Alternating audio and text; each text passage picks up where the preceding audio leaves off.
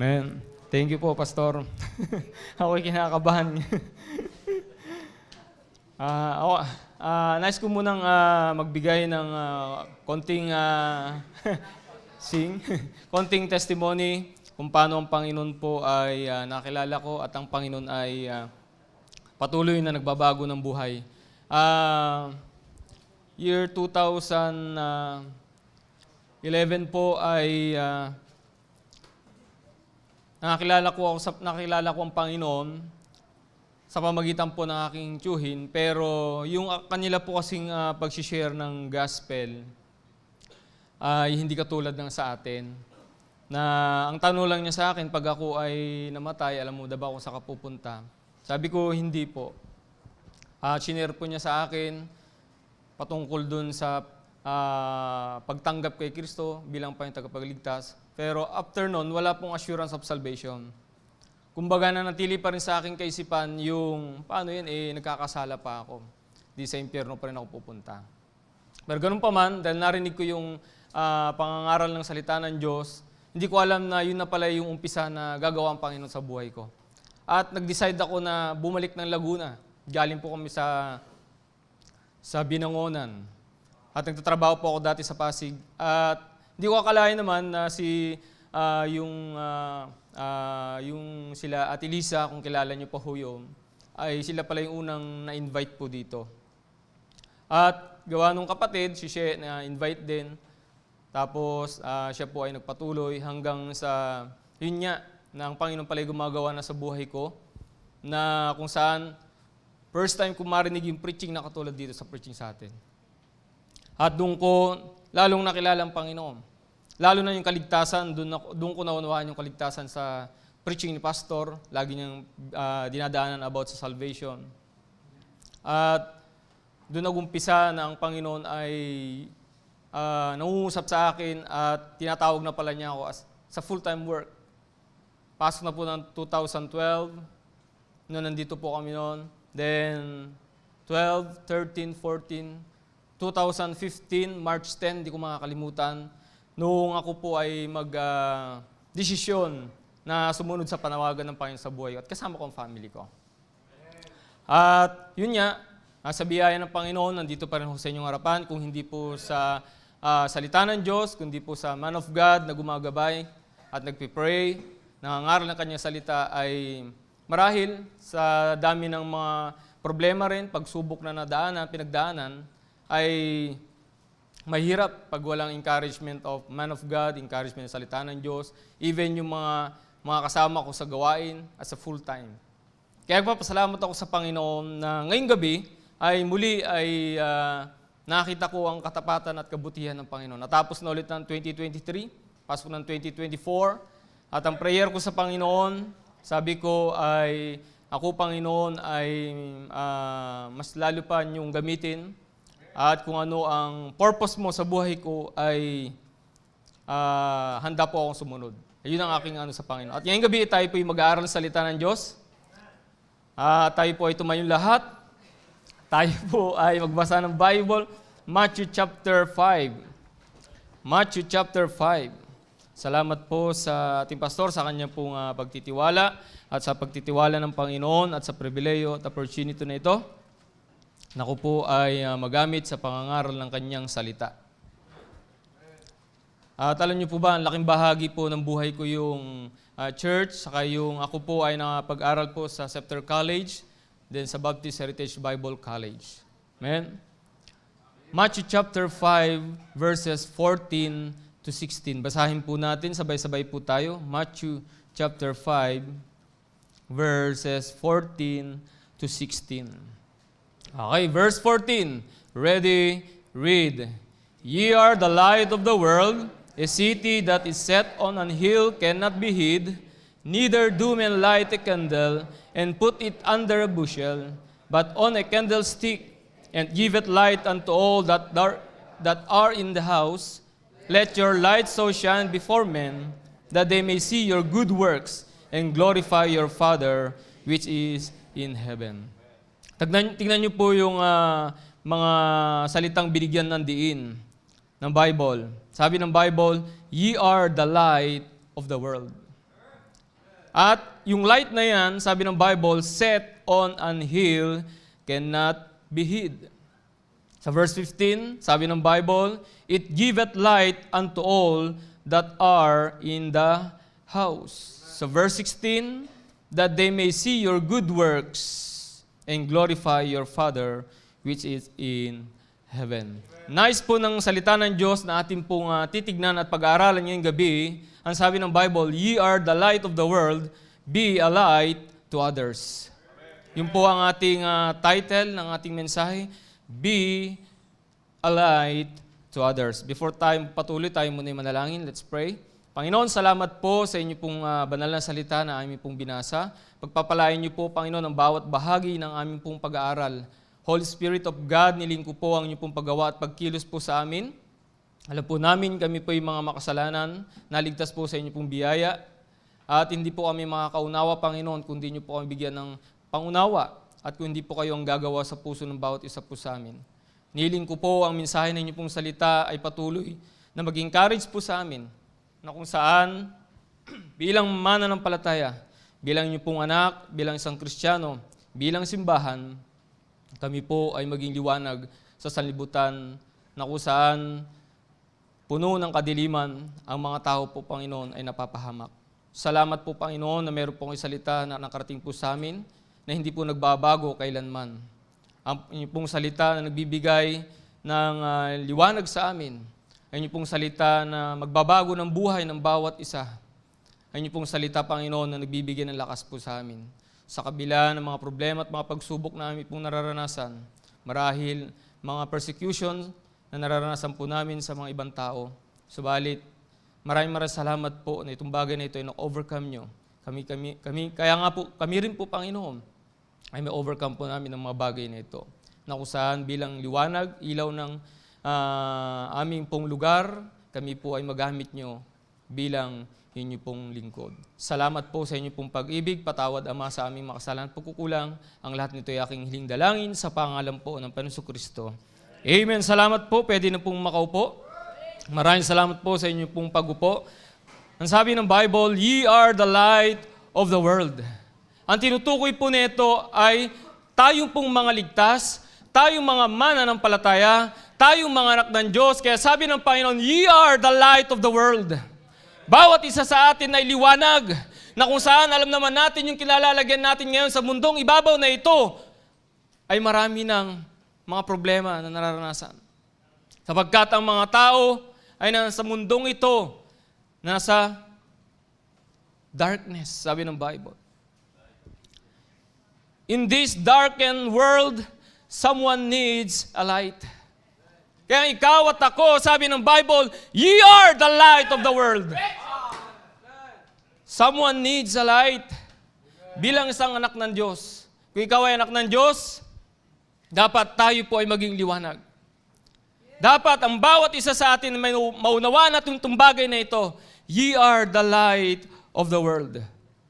Alam niyo po, kung babalikan natin yung buhay po natin, bawat isa sa atin, tayo po'y galing sa kadiliman. Tayo po'y galing sa kadiliman. Kaya nga hindi natin pwedeng ipagmalaki yung bagay na meron tayo ngayon. Bagkos magkaroon tayo ng awa sa mga tao na sa kadiliman na kailangan sila ay maliwanagan ng katotohanan mula sa salita ng Diyos. Someone needs a light. Papasalamat ako sa Panginoon yung ang testimony ko. Buti na lang. Ako po ay nakakilala sa Panginoon sapagkat ang buhay ko po noon ay sira at hindi pagmamayabang. Kahit kanino, wala yung pagmamayabang. Kasi nga ang buhay na ito ay patapon. Walang silbi. Walang kwenta. Buti na lang nagkaroon ng relasyon sa Panginoon. Buti na lang may nangaral na salita ng Diyos at nakilala ko ang Panginoon. At ang buhay ngayon na ito, na buhay na meron ako, ay magiging gamit-gamit sa gawain ng Panginoon. Kaya nung sinabi ng Panginoon, ye are the light of the world. Someone needs a light. A light that will brighten someone's path to direct them to the right destiny. Alam natin kung anong kalalagayan ng tao. Sila ay nasa kadiliman. Wala silang magandang bagay na makikita sa kadiliman. Kahit nga tayo, wala tayong magandang bagay. Sira ang buhay natin. Sapagkat tayo ay nasa kadiliman. Walang magandang bagay. Buti na lang, nandyan ang Panginoon. Christian are bearer of the true light, the Lord Jesus Christ. So therefore, be a light to others that are helpless and hopeless. Di ba nakikita natin yung kalagayan ng mga tao? Yung ang Panginoon niya sa Matthew chapter 9, tingnan niyo po sa Matthew chapter 9. Matthew chapter 9,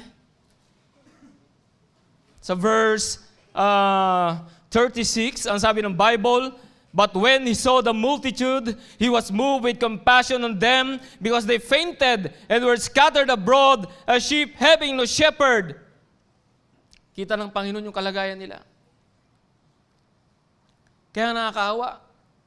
They are helpless and hopeless. At nakita ng Panginoon nyo. Kaya tayo bilang mga anak ng Diyos, bilang mga Kristiyano, bilang mga ligtas, ye are the light of this world. Kailangan ng liwanag ang mga tao na nasa kadiliman. Dito po sa ating binasa, sabi ng Bible, ye are the light of the world. A city that set on an hill cannot be hid. Number 1, mabilis lang po tayo. Number 1. Nandyan sa verse 14. Ang sabi ng Bible, ye are the light of the world. A city that is set on an hill cannot be hid. Set our light above the ground. Then yung Bible sa verse 14. Set on an hill cannot be hid.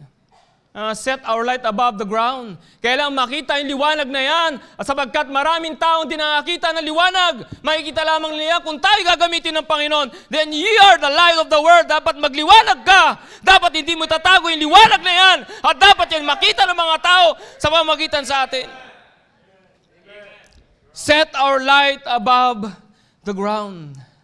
Our light must be set above that others may see the difference of our biblical standard.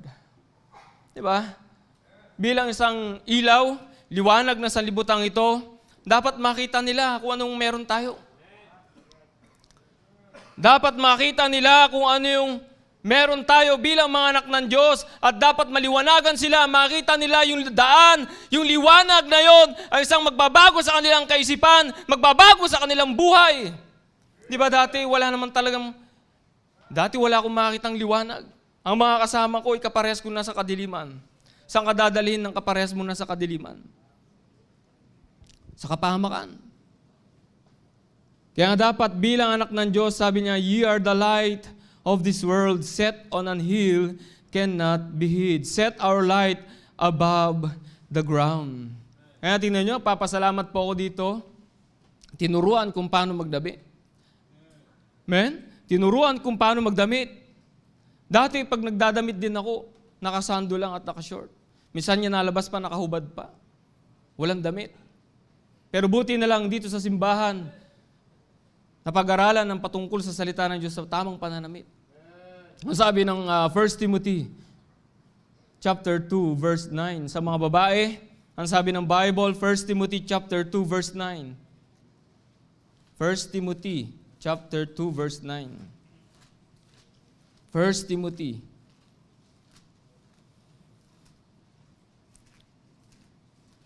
chapter 2 verse 9.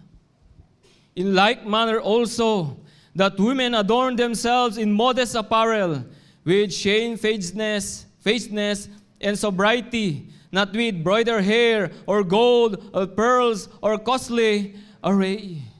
Kaya nakakatuwa pag nakakita ka mga babae, tama yung pananamit nila, hindi yung tipong parang nakahubad sa labas. Makikita mo yung mga babae sa labas, na parang hindi na nakadamit. Kaya papasalamat tayo dito, kahit na makita nila sa atin na parang halos lahat takip na, ang sabi nga nila sa mga kababayan doon sa amin, mga manang. Di ba? Sabi sa akin, sir, tawag po sa amin mga manang. Okay lang yun, tawagin kang manang. Huwag ka lang tawaging haliparot. Di ba? Sa pananamit pa lang, di ba? Kahit naman hindi mo ginagawa yung pagiging haliparot, sa itsura pa lang ng pananamit mo, mukha ka ng haliparot. Kaya sabi ko, mas magandang tawagin ka manang sapagkat nakikita nila kung ano nga meron ka at kung anong diferensya mo sa kanila. Sapagkat ikaw ay nasa liwanag, sila ay nasa dilim. Set our light above the ground. Nakakatuwa pag nakakita mo yung mga babae, nung unsaved sila, makikita mo yung itsura nila. Makikita mo yung itsura nila, yung klase ng pananamit nila. Di ba? Ikaw na mismo mahihiya. Pero nung sila naligtas na nakilala sa Panginoon, maliwanag sa salita ng Diyos kung paano ang babae manamit, nakakatuwa, makita mo sila nakadress na.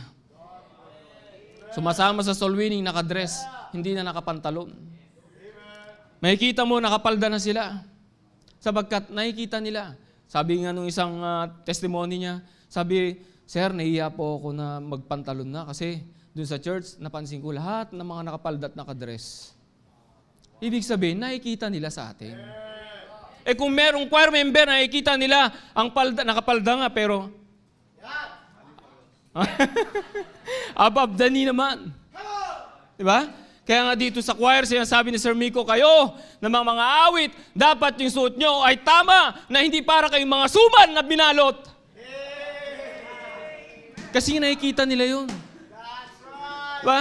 Yung mga bisita natin, nag-o-observe yan, tinitignan nila. Alam niyo ba ako, first time ko rin, umupo ako dyan, inobserbahan ko yung mga tao. Sabi ko, ganito mga damit nila. Ang damit ko nun, naka-polo t-shirt lang. Naka-tuck out kasi hindi ako nagtatakin dati.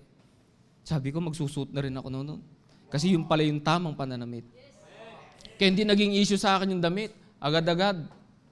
Sabi ko kay She, kailan may damit din akong gano'n. Kasi nakikita.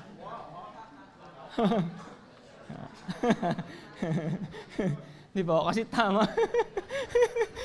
Kasi nakita ko yung tamang pananamit. Nahiya na ako. Kaya nga ako, kahit nasa trabaho, yung damit na nakita ko sa church, natutunan ko sa salita ng Diyos, dala-dala ko na doon. Kaya nakatuck-in. Kaya makikita nila, ibang-iba na yung pananamit. Kasi nga, set our light above the ground. Alam niyo, isa rin po sa mga sinasabi nila noon, aba, napakaano mo na rin ngayon, banal ka na rin. Pagkakain ako sa trabaho, dahil hindi pa naman ako natuturuan, hindi ako nagpe-pray. Kain ako. Pero nung ako na tunong mag-pray, nakita ko tuwing kakain, nagpe-pray, pray din ako mag-isa. At nung pagmulat ng mata ko, pinagtawanan nila ako. Pero sabi ko, ba't nila ako pinagtawanan? At nakita ko yung difference. Ba't nila ako pinagtatawanan? Kasi nakita nila sa akin, marahil sa bawat isa, pagtatawanan ka, dahil nakita nila yung liwanag. Kaya set our light above the ground. Huwag tayong matakot na mag-stand kung saan ang katotohanan mula sa salita ng Diyos. Ipakita natin sa kanila. Hindi magko-compromise tayo. Diba? Huwag tayong mag-compromise. Na kung saan pupunta tayo sa ating marahil sa mga kamag-anak natin, sa mga kaibigan, makakita natin sila, ganun ang suot nila, na parang kakaiba tayo, tapos makashort nga din. Yan ay compromise. Set our light above the ground para makakita nila. Diba? Yan ang sabi ng Bible. Ye are the light of this world. Dapat nasa taas. Diba ang ilaw, tingnan nyo, ang ilaw bakit nasa taas? Para maliwanagan. Ang lahat dito sa auditorium. Subukan mong patayin yung ilaw niyan. Didilim. Maraming Kristiyano, pinapatay nila yung liwanag. Set our light above the ground. Alam niyo, hindi lamang sa issue ay sa pananamit. Maging sa ating musika, ang sabi ng Bible sa Ephesians, tingnan po natin, Ephesians chapter 5, verse 19. Our light must be set above that others may see the difference of our biblical standards. Ephesians chapter 5. Ephesians chapter 5 verse 19. 5:19. Ang sabi ng Bible, speaking to yourselves in psalms and hymns and spiritual songs, singing and making melody in your heart to the Lord. Amen. Spiritual songs. Papasalamat ako sa Panginoon na sa simbahang ito ay tama yung musika. Yes, sir. Amen. Alam niyo po yung boses ko pag kumanta worldly. Buti na lang meron ng simbahang katulad nito. Pagpasensya niyo pag umawit ako parang ano. Pero pang worldly. Pero buong puso ko pong inaawit yun para sa Panginoon.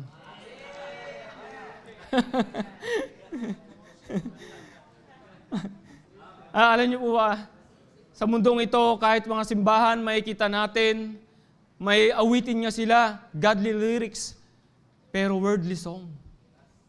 Diba? Wordly yung pagkakakanta. Buti na lang meron simbahan na katulad natin, na dapat tayo mga mananampalataya, ipakita natin kung ano yung tamang awitin. Kahit nga sa ating mga ringtone, dapat marinig nila yun. Na dapat tama yung ringtone natin. Ito ay godly music. Spiritual song. Yan, nakakatuwa rin ng mga bata ay natuturuan sila. Kasi nga sila yung susunod na henerasyon. Huwag tayong magko-compromise sa atin musika sabagkat nakikita ng mga tao yan. Huwag tayong magpapadala sa kanila. Kasabagkat tayo po'y liwanag. Sabi ng Panginoon, ye are the light. Tayo magliwanag sa kanila. Iwasan natin mag-compromise. That's right, sir. Nakita ko nung itong nakaraang Pasko, kaliwat kanan ng video okay. At nakakaawa sila kasi nga, yun kanilang musika. Nakakalungkot kung tayo mga Kristiyano, mga mananampalataya, ay makikipag-video okay sa kanila. Dapat pakita natin kung ano yung tamang awitin. Pakita natin yung salita ng Diyos. My brother Robin, pag pinapawit ko, sabi ko, ikaw mag-song leader. This is a day. Sabi ko, this is the day. This is a day. Pero at least, diba? Spiritual song. This is a day. Sabi ko, this is the day that the Lord hath made. This is the day. Set our light above the ground. Alam niyo, minsan natatawa-tawa lang tayo, pero sa totoo lang, may mga nagko-compromise patungkol dyan sa ating musika. Diba? Minsan, talagang hamunin ka rin. Diba? Pag ang kasama mo ay talagang mga unsaved, dapat talagang mag-stand po tayo. Huwag po tayong mag-compromise. Set our light above the ground. Number 2. Sabi ko sa inyo, mabilis lang po tayo eh. Number 2, balik po tayo sa text natin. Matthew chapter 5. Number 1, set our light above the ground. Number 2, sa verse 15. Ang sabi ng Bible, neither do men light a candle and put it under a bushel, but on a candlestick, and give it light unto all that are in the house. Set our light above the ground. Number 2, send the light of the gospel. Send the light of the gospel. Ano nga ba yung gospel? 1 Corinthians, para po sa mga bago, tingnan po natin. 1 Corinthians chapter 15. Alam po natin, ng salita ng Diyos ay hindi po masama na ulit-ulitin mong basahin. 1 Corinthians chapter 15, 1-4. Ang sabi ni Apostle Paul, moreover, brethren, I declare unto you the gospel which I preach unto you, which also you have received, and wherein ye stand, by which also ye are saved, if ye keep in memory what I preach unto you, unless ye have believed in vain. Verse 3, for I delivered unto you first of all that which I also received, how Christ died for our sin, since according to the Scriptures, that he was buried, and that he rose again the third day, according to the Scripture. Send the light of the gospel. We need to send the light of the gospel, whatever the cost. Send the light of the gospel. Alin po, kailangan po talaga tayo bilang anak ng Diyos, bilang liwanag, send the light of the gospel upang ang mga tao ay maabot ng liwanag ng Ebanghelyo ng Panginoon si Kristo. Bawat isa sa atin ay naligtas sa pamamagitan ng Ebanghelyo ng Panginoon. At merong liwanag na ginamit ng Diyos para tayo maabot. Kaya ikaw din, dapat gamitin mo yung liwanag na yan. Send the light of the gospel. Marami pong taong napapahamak. Kailangan po ng tao ang liwanag. At alam niyo po ba, anong sabi ng Acts chapter 26? Acts chapter 26. Tingnan niyo po ang Bible niyo. Acts chapter 26. Acts chapter 26 verse 18. Acts 26 verse 18. 26 verse 18. To open their eyes and to turn them from darkness to light and from the power of Satan to God, that they may receive forgiveness of sins and inheritance among them which are sanctified by faith that is in me. Kapag tayo po ay nangangaral ng Ebanghelyo sa kanila, sabi ng Bible, to open their eyes. Kasi bulag sila eh. Bulag sila sa katotohanan. Huwag nating hayaan na sila manatili na bulag sa katotohanan. Huwag nating hayaan na sila matili sa kadiliman. Dapat makita natin yung kanilang kalagayan at tayo ay gagamitin bilang isang liwanag upang tayo ay magdala ng Ebanghelyo sa kanila. Send the light of the gospel. Huwag po natin pagwalang bahala yung bagay na yan. Na tayo, sabi ng Panginoon, ye are the light. Huwag po natin hayaan na yung liwanag, yung light na yan ay magdilim. Try nyo po sa isang kwarto, patayin nyo po yung malakas na ilaw. Tapos palitan mo ng dim light. Di ba? Yung dim light, yun ang pailawin mo sa isang kwarto o kaya sa isang bahay. Hindi masyadong makita, di ba? Lalo ni mga kasuluk-sulukan. Kapag ganun tayo bilang isang Kristiyano, na ang liwanag natin ay katulad ng dim light, paano na yung mga taong nasa kadiliman? Paano sila maliliwanagan? Samantalang confused na ang tao ngayon. Kaya ang mas gusto nila, nasa kadiliman na lang sila. Ano sabi ng Bible? Sa John chapter 3 verse 19. Tingnan niyo po. John chapter 3 verse 19. Ito po sinabi ng Panginoon. Sa John chapter 3 verse 19. John chapter 3 verse 19. John chapter 3 verse 19. Verse 19. Ano sabi ng Bible? Doon mo na sa verse 18. He that believeth on him is not condemned, but he that believeth not is condemned already, because he hath not believed in the name of the only begotten Son of God. And this is the condemnation. The light is come into the world, and men love darkness rather than light, because their deeds were evil. Gusto nila, doon na lang sila sa kadiliman. Yun ang gusto ng tao, because their deeds were evil. Ayaw nila. Kaya di kayo nagtataka, di po tayo nagtataka na ang tao po'y napakahirap. Naakayin na pumunta sa simbahan. Nakatukin mo sila sa bahay, bibigyan mo na ng time para sila pangaralan ng salita ng Diyos, pero sasabihin nila, pasensya ka na, wala akong time. Doon ko na lang sa iba. Pero dahil tayo liwanag, sabi ng Panginoon, ye are the light of the world. Kailangan send the light of the gospel.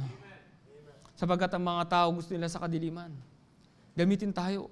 Kaya nga mga estudyante, encouragement ko sa kanila, kayo dapat ay maging liwanag sa inyong school. Sa atin, kung ikaw, isa lang mananampalataya sa family, dapat maging liwanag ka sa pamilya nyo. Kung ikaw lang ang isang mananampalataya sa isang komunidad, dapat maging ilaw ka sa komunidad na yan.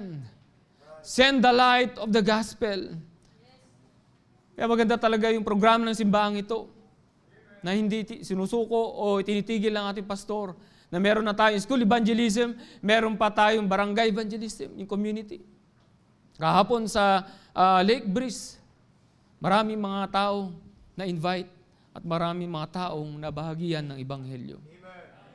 Sa pamagitan nito, maraming maabot ng Ebanghelyo ng Panginoon.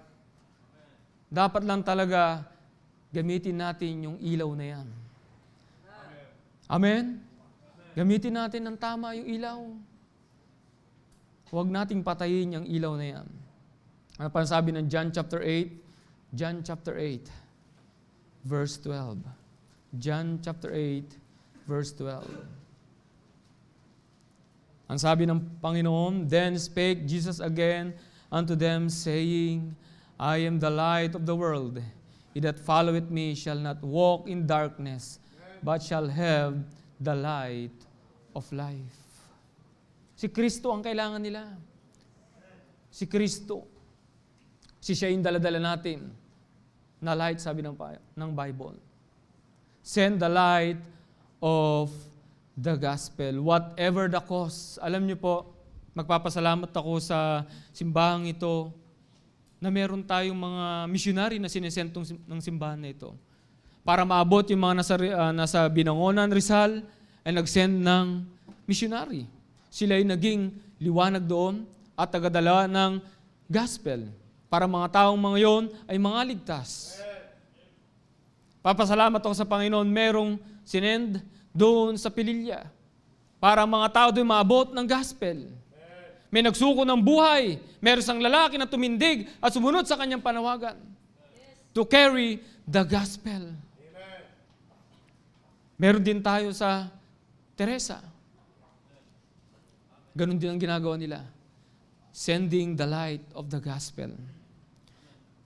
Kaya nga, bilang isang anak ng Diyos, sabi ng Bible sa ating text, Matthew chapter 5, sabi ng Bible, Ye are the light of the world. A city that is set on an hill cannot be hid. Neither do men light a candle and put under a bushel, but on a candlestick, and give it light unto all that are in the house. Number 3 sa verse 16. Let your light so shine before men, that they may see your good works and glorify your Father which is in heaven. Alam nyo, isa sa mga mga anak ng Diyos, to glorify God. Lahat ng ginagawa natin, to glorify God. Lahat ng accomplishment through us, to glorify God. Ang sabi ng Bible, sa verse 16, that they may see your good works and glorify your Father which is in heaven. Number 3, show the light of our good works. Show the light of our good works. Our good works will make people realize that our faith is real and that our God is real. Through our good works. Makita nila na talagang totoong Diyos nito. Dahil makikita nila sa atin mismo ang pagbabago at tayo rin ay magagamit ng Diyos para ang mga taong ito ay turuan ng salita ng Diyos upang sila ay magbago rin ng buhay. Lahat naman tayo binago lang ng Diyos. Lahat tayo binago ng Kanyang salita. Lahat tayo galing sa kasalanan. Buti na lang merong nagpagal, nangaral ng salita ng Diyos. Buti na lang may nag-alaga sa atin. Buti na lang nagbigay ang mga mananampalataya upang ang Ebanghelyo ay makarating pa sa mangdako ng mundong ito. Show the light of our good works. Kasi yun ang titignan din ng tao po. Napansin ko doon din sa pila na yung mga young people, even yung mga tate at nanay, sinasabi nila, Sir, bakit daw kayo ay laging wala sa bahay? Ano bang pinupuntahan nyo lagi? Sabi ko, ay kuy, nagpupunta sa bahay-bahay at nangangaral ng salita ng Diyos. Buti pa kayo, yun lang ginagawa nyo. Buti pa kayo at yun lang ginagawa nyo. Sabi, nakikita nila yung ginagawa ng isang mananampalataya na nangangaral ng salita ng Diyos. At alam nyo, sa totoo lang, dun sa pila po, ay pinapersecute po kami doon. Kami daw, mga Baptist, ay mga demonyo. Sabi nung isang naging bisita natin dito, hindi siya matuwa na yung kanyang anak ay tinuturuan kung paano magbihis ng tama. Dati, naka-short. Ngayon, nagpapalda na. Sabi sa kanya, pati ba naman pag nanamit, itinuturo sa'yo ni Sir? Sabi ko, hindi ko yan tinuro. Turo yan ang salita ng Diyos. Hindi tayong nag-set ng standard. Hindi ang pastor natin ang nag-set ng standard, kundi ang salita ng Diyos. Kaya makita dapat sa atin, show the light of our good works. At alam na natin pag good works, bilang isang mananampalataya, makita nila yung mga bata nga, sinasabi nila, ang babait naman ng mga batang ito, laging naka-opo, tsaka opo. Di ba? Di ba, makikita yung mga bata nakakatuwa? Kaya kumbaga, tayo yung mga anak ng Diyos, pagpatuloy natin yung, kasi tinitignan nila. Diba? Tinitignan nila. Lagi ko nga rin sinasabi sa aming Bible study, ayun sa totoo lang, mahirap naman talaga mag-isang Kristiyano. Madaling sabihin na ikay Kristiyano, pero mahirap gampanan yung pagiging isang Kristiyano. Pero merong salita ng Diyos. Sa biyaya ng Panginoon. Kaya tayo nakapagdamit ng ganito, sa biyaya ng Panginoon at sa salita ng Diyos. Bakit tayo nagpapakita ng magandang bagay sa kanila?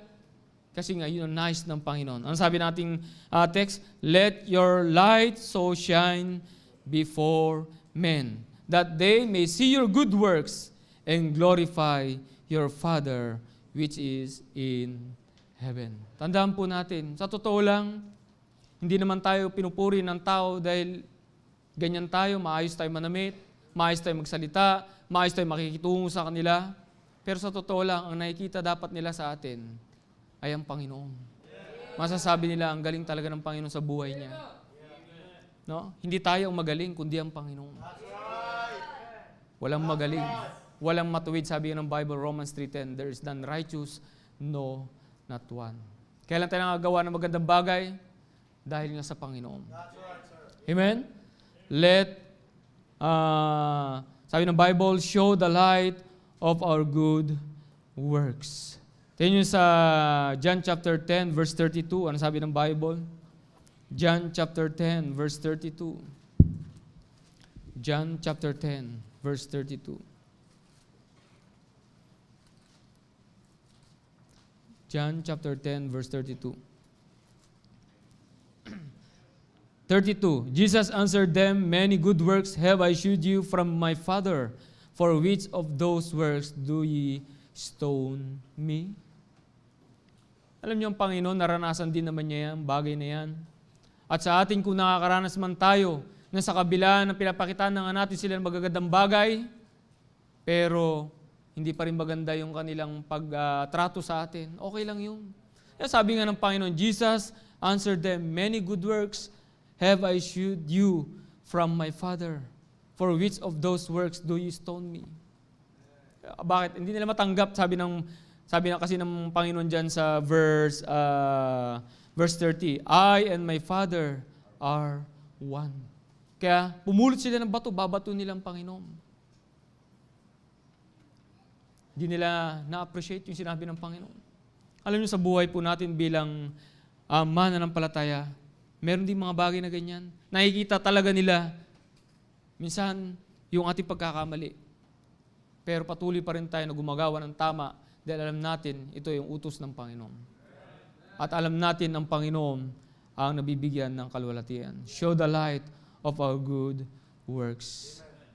At sa ating conclusion, God entrusted us to be a light of this world because of the true light we bear. Brethren, how do you make use of your light? Tayo po'y magsitayo yung lahat, tayo po'y manalangin. Let's pray. Panginoon, salamat po sa inyo pong salita. Maraming salamat po na kayo po, Panginoon, ay pumarito dito sa lupa upang sa krus ng Kalbaryo ay mamatay upang bayaran ang aming pong kasalanan. Wala po kaming pag-asa na mabago, Panginoon, kung sa aming pong mga sarili lamang. Subalit, meron po kayong salita, Panginoon, na patuloy nagbabago ng mga tao. Meron po kayong salita, Panginoon, na kung saan dito po namin natiyak ang kaligtasan, katiyakan ng langit at buhay na walang hanggan. Salamat po sa simbahan na ito na patuloy ginagampanan ang Great Commission. Salamat po sa man of God na talaga niyo po rito na patuloy na nangangaral ng inyong pong salita.